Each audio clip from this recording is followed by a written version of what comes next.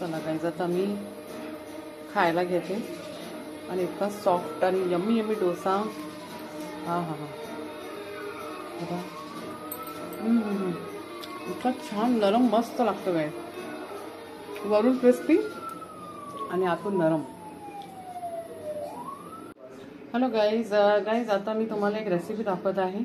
ते आहे पोहा आणि रवा. ओके, त्याचा डोसा कसा करायचा ते दाखवत आहे गाईज, आणि खूपच छान लागते खायला. सो त्याच्यामध्ये मी तुम्हाला सांगते, जर तुम्ही 1 वाटी जर पोहा घेतला असेल सो त्याच्यामध्ये तुम्हाला पाव वाटी रवा ॲड करायचा आहे. म्हणजे 100 ग्राम जर तुमचा पोहा असेल सो त्याच्यामध्ये कमीत कमी तुम्ही एक 25 ग्रॅम तुम्ही रवा ॲड करा. ओके, हा बारीक रवा आहे आणि हा पोहा आहे.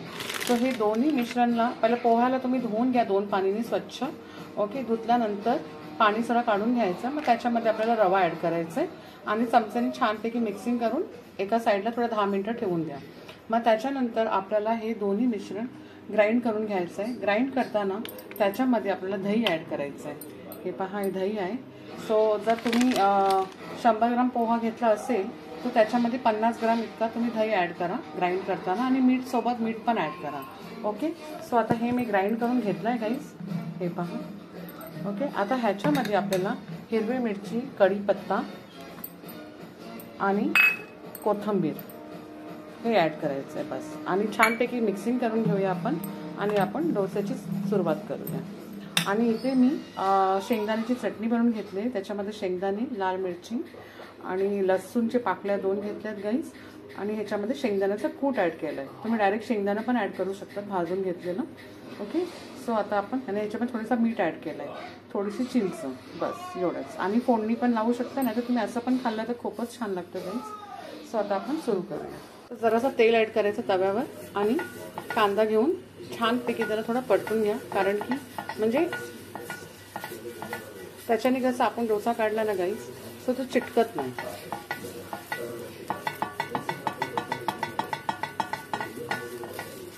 तुम्ही नॉनस्टिक पॅन पण घेऊ शकता. नॉनस्टिक पॅन घेतलं तर तुम्हाला हे कांद्याची जरूरत नाही पडणार, कारण ते नॉनस्टिकी असतो. तो आपला लोखंडी तव्यावर मी करत आहे, सो मी कांद्याचा वापर करत आहे गाईज.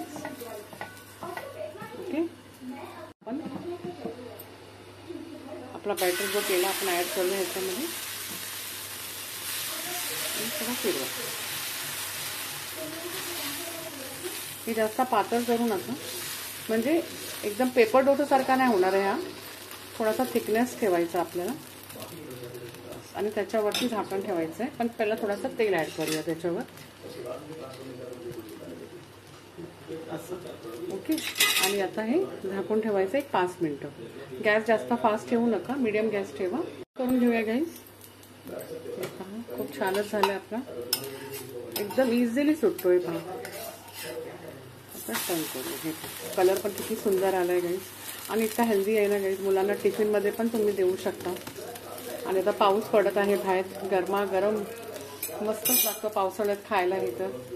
आणि जेव्हा खाताना ना गाईज, आपला जो आपण डोसा खातात, जे पोळा खातो आपण, जे तांदूळ आणि उडदाची दालापेक्षाही हा डोसा एनी टाइम खूपच सुंदर लागतो खायला गाईज. तुम्ही नक्की करून बघा, आणि खूपच इझी मेथड आणि झटपट होणार आहे.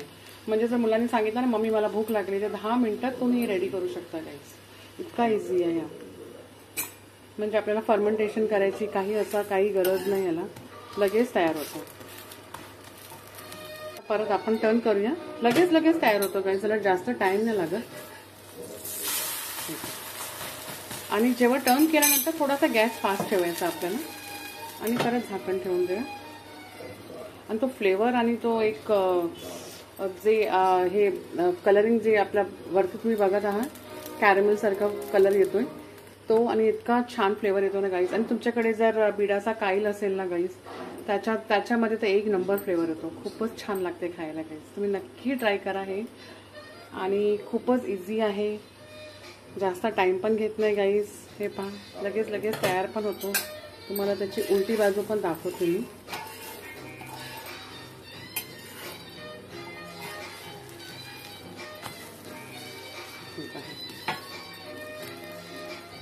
आपण चटणी सर्व करूया ह्याच्यासोबत.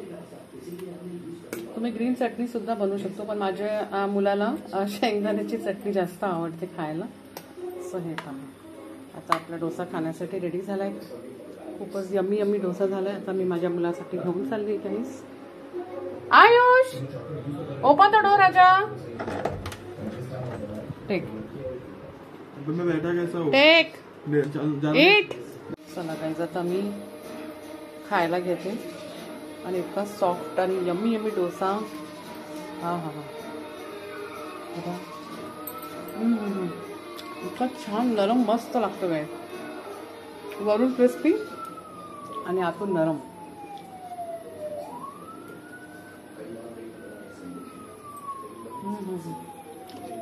चला गाईज, मी आता एन्जॉय करते. तुम्ही लाईक शेअर आणि सबस्क्राईब करा माझ्या चॅनलला. आणि प्लीज नक्की तुम्ही ट्राय करा हे डोसा. खूपच छान लागतं खायला guys. Yummy dosa. Okay, poha आणि रव्याचा डोसा एक नंबर. चला guys, thank you guys. And please like share and subscribe my channel. मी नेहमी सांगत राहते गाईज. आणि कमेंटसुद्धा करा. ओके.